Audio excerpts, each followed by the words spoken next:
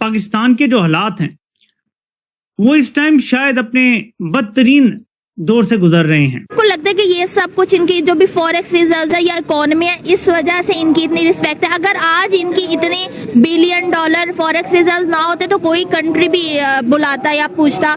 जैसे कि पाकिस्तान को भी देख ले, पाकिस्तान बांग्लादेश 9वें 10वें नंबर पर है। तो आपको लगता है कि फॉरेन पॉलिसी का जो यहाँ का और वहाँ का डिफरेंस है इन्हीं वजह से है? ये बहुत ही इम्पोर्टेंट टूर है प्राइम मिनिस्टर मोदी का, जो ऑस्ट्रेलिया, इंडोनेशिया, न्यूजीलैंड गए हैं। He's saying कि India is trying to build an Indo-Pacific strategy without America. तो इसलिए पिछले 10 दिन में इंडिया की हाई लेवल डायलॉग हुआ है जापान, इंडोनेशिया, ऑस्ट्रेलिया और न्यूजीलैंड के साथ। पाकिस्तान की इकोनॉमी का हाल हमेशा से ही खराब है और सही होने की कोई खास उम्मीद भी लोगों को दिखाई नहीं दे रही है। आम पब्लिक की अगर मैं बात करूं तो आम पब्लिक जो है उसके लिए पूरा मंथ जो है इतनी एक कह लीजिए कम सैलरी में गुजारा करना बहुत ही मुश्किल हो चुका है और हर तरफ से लोग जो है वो इस वक्त गवर्नमेंट को बुरा भला कह रहे हैं। अगर मैं आपसे कहूं कि भारत के खजाने में सिर्फ एक हफ्ते में 60,000 करोड़ रुपए से भी ज्यादा जुड़ गए तो शायद आपको यकीन नहीं होगा, लेकिन यही हुआ है। भारतीय रिजर्व बैंक यानी आरबीआई के ताजा आंकड़ों के मुताबिक भारत का विदेशी मुद्रा भंडार यानी फॉरेक्स रिजर्व एक बार फिर से तेजी से बढ़ा है। सिर्फ एक हफ्ते में इसमें 7.26 अरब डॉलर यानी करीब 60,000 करोड़ रुपए से ज्यादा की बढ़ोतरी हो गई है। क्या बात है, सुभान अल्लाह, सुभान अल्लाह। अवाम को झूठे लारे लगाए गए कि जी बम्पर क्रॉप है। और आज की खबर जो है ताज़ा वो ये है कि इस वक्त मुल्क में गंदम का बहरान जन्म ले रहा है, जिसकी वजह से आटे की कीमत में बेपनाह इजाफा देखने में आ रहा है। हम लाते हैं टॉक शोज और अनलिमिटेड एंटरटेनमेंट सिर्फ यूट्यूब पर। अगर आपने अभी तक हमारा चैनल सब्सक्राइब नहीं किया तो अभी सब्सक्राइब करें और बेल आइकॉन को क्लिक करके हमारी लेटेस्ट वीडियोस के बारे में अपडेट जानें।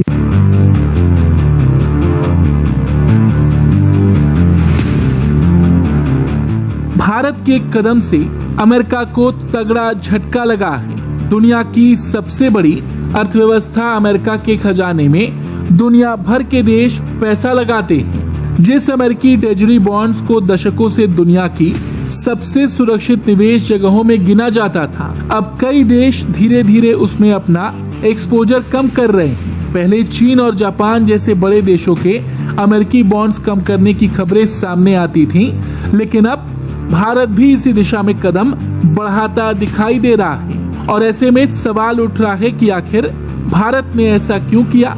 क्या यह अमेरिका से दूरी बनाने का संकेत है? कि ये सब कुछ इनकी जो भी फॉरेक्स रिजर्व है या इकोनॉमी है, इस वजह से इनकी इतनी रिस्पेक्ट है। अगर आज इनकी इतने बिलियन डॉलर फॉरेक्स रिजर्व ना होते तो कोई कंट्री भी बुलाता या पूछता। जैसे कि पाकिस्तान को भी देख ले, पाकिस्तान बांग्लादेश 9वें 10वें नंबर पर है। तो आपको लगता है कि फॉरेन पॉलिसी का जो यहाँ का और वहाँ का डिफरेंस है इन्हीं वजह से है? देखिए जी, सबसे पहले बात ये है कि अगर आपने देखना है ना कि कोई आपको सपोर्ट करे या आपके साथ काम करे तो आपने सबसे पहले क्या करना है, अपनी मदद आप करनी है। ठीक है जी।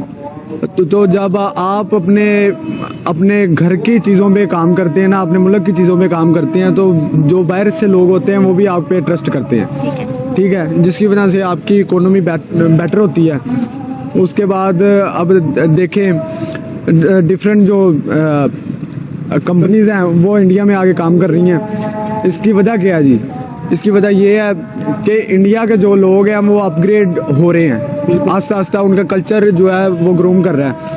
वो इस वजह से कर रहा है क्योंकि उनकी जो अपनी कंपनीज हैं वो उन्हें वो इन्वायरमेंट दे रही हैं। ठीक है, अब पाकिस्तान या बांग्लादेश में देखा जाए ये चीज़ें इतनी ज़्यादा आम नहीं हैं। जो कॉन्सेप्ट्स हैं ना उन पे कॉन्स्टेंट हैं। वो ना इंदिरा गांधी ने जैसे कि कॉन्सेप्ट दिया था मेड इन इंडिया का, बिल्कुल उसे लेके चल रहे हैं वो अपने साथ साथ। ठीक है, उस पे काम कर रहे हैं, जिसकी वजह से उनकी इकोनॉमी बेहतर हो रही है। वो इंडिया की एक्सपोर्ट ज़्यादा से ज़्यादा बढ़ रही है। देखिए जी, जितनी एक्सपोर्ट बढ़ेगी उतनी आपकी इकोनॉमी बेहतर होगी। ठीक है, यही मामला है कि इंडिया जो है ना वो थोड़ा सा ना डेवलप्ड कंट्रीज में आ रहा है। तो अगर देखा जाए तो उनके पास डिजिटल करेंसीज भी हैं। हाँ, डिजिटल पेमेंट का जो सिस्टम शुरू किया है डिफरेंट कंट्रीज के साथ, ब्रिक्स में देख लें, रशिया के साथ और चाइना के साथ। इसके अलावा जो इनका जो बैंक है वो भी इस चीज पे बहुत ज्यादा काम कर रहा है कि जो भी इनके जो लेन देन है वो दूसरी कंट्रीज की उसी में हो, दूसरी कंट्रीज की करेंसी में हो। तो यही वजह है।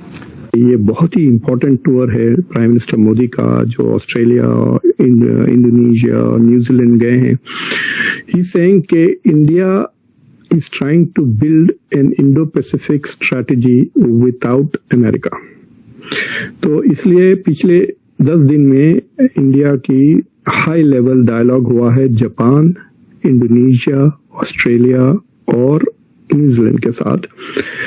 And what Modi is trying to do is to create a new paradigm, और उसका नाम इन्होंने दिया an arc of trust, an arc of trust। तो मैंने वो कई लोगों के साथ शेयर किया, तो खुद इंडिया से लोग बोल रहे हैं कि उसको कहो उठ के कॉफी पी ले थोड़ा। नींद में आर्टिकल्स लिख रहे हैं, ख्वाब में। ये बीच एक रिएक्शन नहीं है, मतलब क्या अभी तो कुछ भी नहीं हो।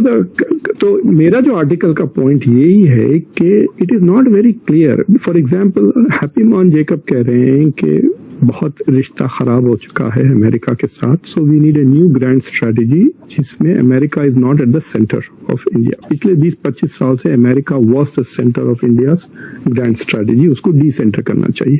That is Happymon. So Happymon Jacob wants change in Indian foreign policy. Raja Mohan कह रहे हैं कि देखो कुछ भी नहीं बदला। अभी भी देखो अक्टूबर में हमने डिफेंस अग्रीमेंट साइन की, पैक्स सिलिका में इंडिया को शामिल कर लिया गया। डोनाल्ड ट्रंप कुछ भी कहते रहे, बट एक्चुअली जो मोमेंटम है वो कोऑपरेशन चल रहा है, नेवीज की कोऑपरेशन चल रहा है, डिफेंस कोलैबोरेशन चल रहा है, all of that are going on. So ये जो ड्रामा क्वीन बने हुए हैं जो लोग बैठकर टीवी पर और आर्टिकल्स लिख रहे हैं, बेसिकली स्ट्रेटेजिक कम्युनिटी को उन्होंने कह दिया कि भाई जरा चिल हो जाए, आप लोग इतना इमोशनल क्यों हो रहे हो, nothing is going. So he is advocating continuity.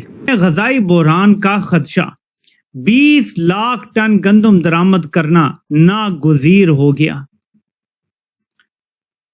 Pakistan एक ज़रूरी मुल्क है और अब हमें 20 लाख टन गंदम दरामद करनी पड़ेगी और टोटल 35 लाख टन शॉर्टफॉल मौजूद है।